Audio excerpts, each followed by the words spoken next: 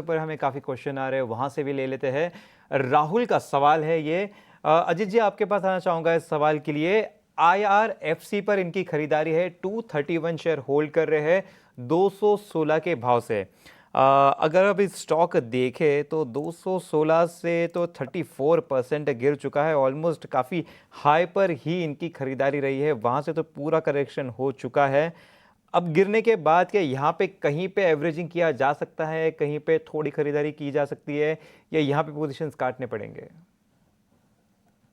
मेरे हिसाब से यहाँ पे लॉस को आप और ऐड मत करिए बिकॉज़ जहाँ पे कि आपको दिख रहा है कि ऑलरेडी स्टॉक में रिकवरी भी नहीं है, जब मार्केट के रिकवरी के साथ और काफ़ी स्ट्रॉन्ग परफॉर्मेंस के बाद हम सभी जानते हैं कि रेलवे स्टॉक्स में पिछले 2 सालों में किस तरीके की परफॉर्मेंस रही है। तो एक नॉर्मली प्राइस वाइज़ करेक्शन मेरे हिसाब से हो चुका है, टाइम वाइज़ करेक्शन अभी भी बाकी है। तो यहाँ पे आपको शायद कंसोलिडेशन का टोन ही देखने को मिलेगा, 150 से लेकर 160 ये अपर बैंड रहेगा, वहीं पे नीचे पे करीब 120 से लेकर 110 ये लोअर बैंड।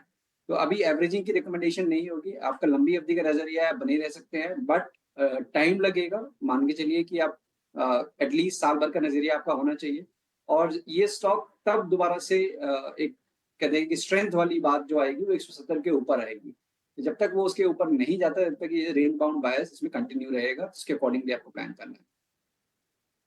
रेंज बाउंड रह सकता है स्टॉक, अगर 1 साल तक होल्ड कर सकते हैं तो इसमें बने रहिए, वरना ये कंसोलिडेट होता रहेगा, एक साइडवेज मूवमेंट देता रहेगा। साथ हमें अगले दर्शक के साथ जुड़ जाते हैं। हमारे साथ संजीव जुड़ चुके हैं। Sanjeev, good morning.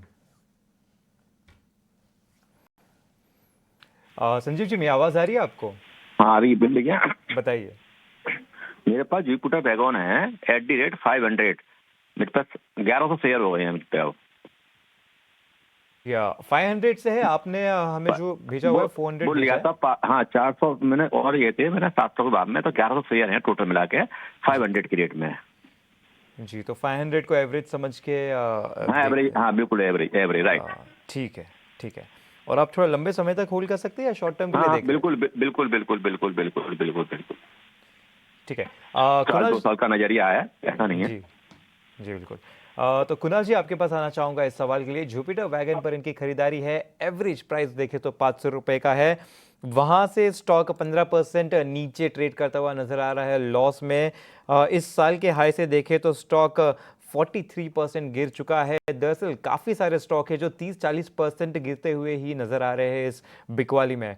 तो इस स्टॉक में स्पेसिफिकली क्या कहीं पे कुछ रिवर्सल के साइंस नजर आ रहे हैं आपको?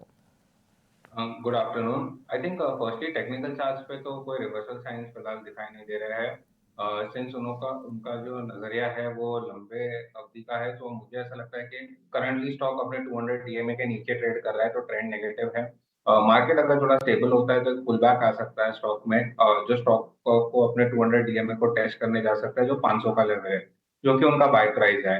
सो क्लियर कट ये लेवल से तो मैं एग्जिट नहीं करूँ, बोलूंगा करने के लिए होल्ड करिए। 500 तक के लेवल्स आ सकते हैं, एटलीस्ट उनका बाय प्राइस आ सकता है वहां पे। लोअर एंड पे अगर स्टॉक नीचे 410 का लेवल ब्रेक करता है तो आप वो एग्जिस्टिंग पोजीशन को भी एग्जिट कर दीजिए।